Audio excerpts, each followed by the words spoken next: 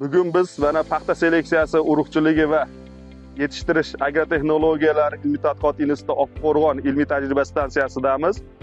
Ushbu dalamizga ko'rib turganingizdek, yashil, qizil, oq va ko'k plyonkalarda sinov tariqasida Xitoydan olib kelingan MG02 paxta navlari yetishtirilyapti. Mana bu hozirgi dalani ko'radigan bo'lsak, bu yerda yashil plyonka qo'llanilgan.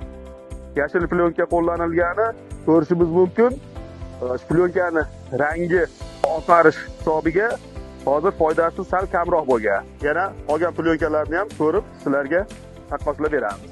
Bu yerda qizil rangli plyonka ekilgandi. Mana ko'k rangli plyonka MG02 xuddi shu kuni ekilgan. Bir vaqtda ekilgan. Mana gullari. Mana bir kun keyin ekilgan. Ekilganmi? Bu kunisiga ekilgan. Mana kelgisidaroq yaxshi.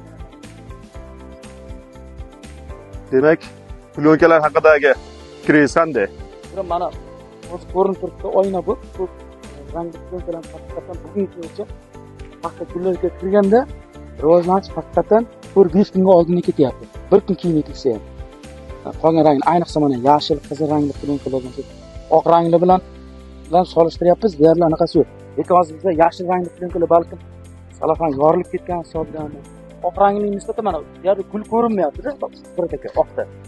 Mana bu ko'k rangli gul bor.